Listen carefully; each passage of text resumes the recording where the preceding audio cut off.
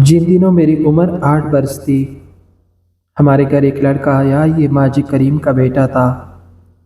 ماجی کی آٹا پینے کی چکی تھی۔ لڑکے کو اس نے مار پیٹ کر گھر سے نکال دیا تھا، کیونکہ وہ اسکول جاتا تھا، باپ کے ساتھ چکی پر نہیں بیٹھتا تھا۔ ابا کا تبادلہ گاؤں سے شہر کے اسکول میں ہوا تو ہم شہر آ گئے۔ والد صاحب نے غفور کو اپنے پاس رکھ لیا اور ماجی کو سمجھایا کہ تمہارا لڑکا اگر پڑھنا چاہتا ہے تو پڑھنے دو، زبردستی چکی پر مت بٹھاؤ، یہ پڑھ لکھ جائے گا تو اس کی زندگی بن جائے گی۔ ماجا ابا کا لحاظ کرتا تھا، خاموش ہو گیا اور غفور ہمارے گھر رہنے لگا۔ اب وہ روز اسکول جاتا اور دوپہر کے بعد گھریلو کام کاج کرتا۔ وہ ذہین تھا، والد صاحب اس پر توجہ دیتے اور اپنے بچوں جیسا برتاؤ کرتے، تاہم ایک نوکر کی طرح وہ ہمارے سب کام کرتا، ہم پکارتے حکم بجا لاتا۔ شاید اسی وجہ سے لاشعوری طور پر وہ احساس کمتری میں مبتلا ہوتا گیا۔ وہ میری ماں کو اماں جان اور والد کو ابا جی کہا کر بلاتے۔ میرے ماں باپ بھی اسے بیٹا بیٹا کہتے نہ تھکتے، لیکن جب کوئی کام ہوتا وہ مجھے یا میرے بھائی کو آواز دینے کی بجائے غفور کو ہی پکارتے۔ اس امتیاز نے ہم بہن بھائیوں کو نکما اور کام چور بنا دیا اور ہم غفور کو اپنا ملازم سمجھنے لگے۔ وہ صورت شکل کا بیٹا، رنگ سنولا اور نقوش بدے، لیکن جسم گٹا ہوا اور قد چھوٹا تھا، یوں کہنے چاہیے ظاہر ہیئت متناسب نہیں تھی۔ وہ مجھے اچھا نہیں لگتا تھا کیونکہ وہ مجھے بڑا سازشی اور چالاک سا لگتا۔ اکثر اپنی چالاکی سے ہم بہن بھائی کو آپس کو لڑوا کر خود نیک اور اچھا بن جاتا اور ہماری پٹائی ہو جاتی۔ ہمارے والدین اس کی چالاکیوں کو نہ سمجھ پاتے، مگر میں سمجھ جاتی تھی، دل ہی دل میں غصہ کرتی، لیکن اس کا کچھ بگاڑ نہ سکتی تھی کہ وہ اپنی تیزی اور پھرتی کے باعث والدہ کو پسند تھا۔ وہ ان کے بہت سے کام کر دیتا، جس وجہ سے اماں اس کے رہنے سے آرام محسوس کرتی تھی۔ یہ چھوٹے چھوٹے کام جو ہم بہن بھائی کرنے سے کتراتے، مثلاً ماں کپڑے دھوتی تو وہ پانی کی بالٹی اب بھر بھر کر لاتا، کپڑے کنگال کر اولگنی پر ڈالتا، جب کپڑے سوکھ جاتے تو رسی سے اتار کر طے کر کے الماریوں میں رکھتا۔ وہ یہ سارے کام بڑی توجہ اور دلچسپی سے کرتا، تبھی اماں کو بڑا سکون ملتا۔ وہ اکثر کہتی، پرائی اولاد ہے لیکن اپنی اولاد سے بڑھ کر سکھ دیتا ہے۔ غرض اماں اور ابا اس سے خوش تھے۔ ہم بھی چپتے کہ کام تو ہمارے بھی نپٹا دیتا تھا، لیکن ایک بات مجھے بری لگتی تھی کہ وہ ہر وقت اپنے باپ کو برا بھلا کہتا رہتا تھا۔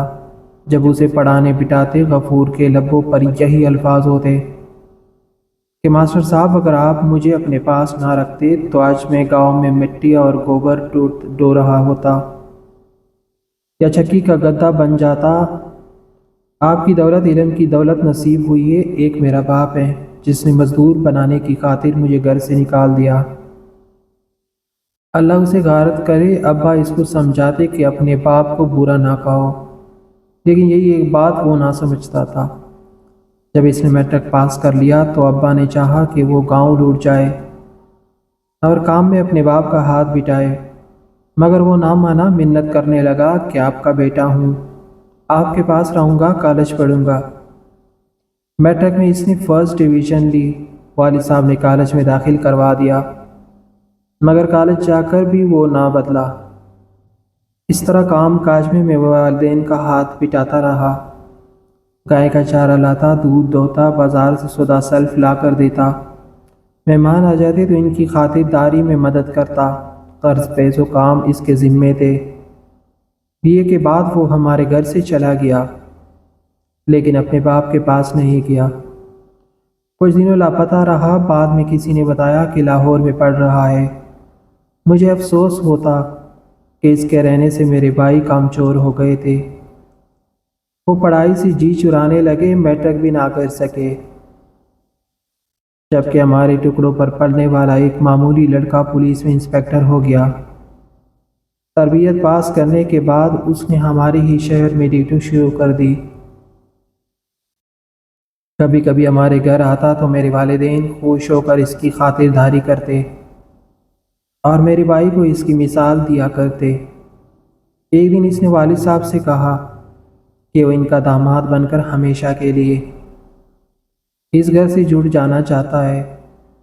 وہ کسی صورت ہم لوگوں سے علیحدہ ہونا نہیں چاہتا۔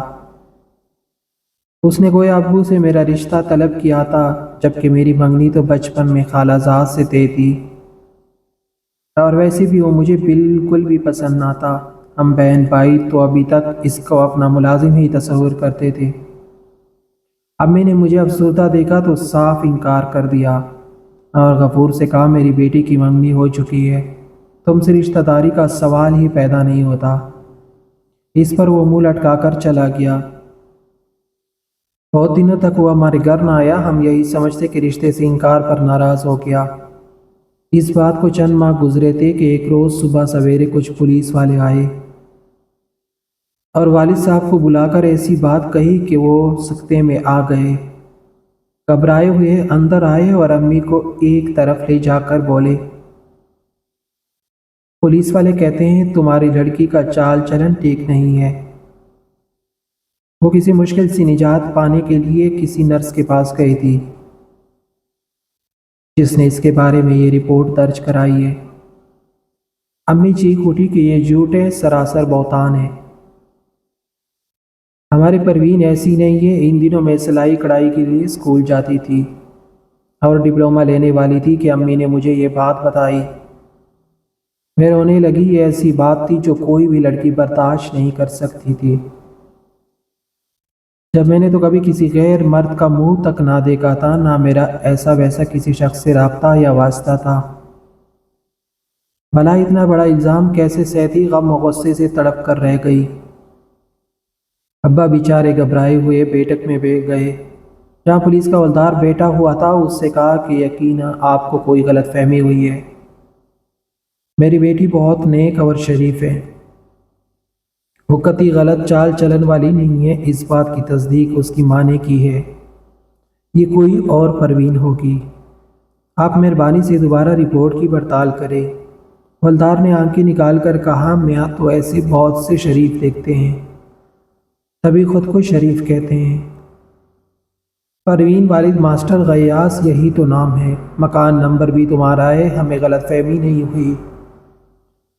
یہ رپورٹ تمہاری لڑکی کے بارے میں ہے، لڑکی کو گرفتار کر کے تانے لے جانا ہے، آگے تفتیش میں جو ہو سامنے آ جائے گا۔ میرے والد ایک بارش معلم، وہ تو رونے لگے، مگر پولیس والا کب مانتا تھا۔ اس وقت تو پولیس کو بے گناہی کا ثبوت چاہیے۔ لڑکی کی میڈیکل رپورٹ کرانی ہوگی۔ ابا دہائی دینے لگے کہ بن بیاہی بچی کو تو میں کیوں مطب لے جا کر تصدیق کا سرٹیفکیٹ لوں؟ یہ میری غیرت گوارا نہیں کرتی، مجھے بے قصور کی سارے زمانے میں پکڑی ہوئی چل جائے گی۔ آخر کار وہی ہوا کہ معاملہ کچھ دینے دلانے پر ٹنڈا پڑا اور پولیس نے مجھ کو گرفتار نہ کیا، لیکن حوالدار کہہ کر گیا کہ کیس کو ختم نہ سمجھے، میں آپ کو 2 روز کی مہلت دیتا ہوں۔ مجھے دوبارہ تو آنا ہی پڑے گا۔ ابا جان بکلائے ہوئے تھے۔ میری تو کچھ سمجھ میں نہ آتا تھا معاملہ کیا ہے۔ امی نے مشورہ دیا کہ غفور اپنا لڑکا ہے اور سب انسپکٹر بن گیا ہے، اس کو بلا کر مشورہ کرو، کسی دوسرے کے سامنے قصہ بیان کرنے سے بدنامی ہو جائے گی۔ والد صاحب غفور کے پاس گئے۔ اس نے کہا کہ میں صاحب کے پاس جاؤں گا تو وہ کہے گا تم کیوں حمایتی بنتے ہو، اگر انہوں نے لڑکی کی رفتار کر لی تو تانے تک جاتے جاتے بڑی بدنامی ہو جائے گی۔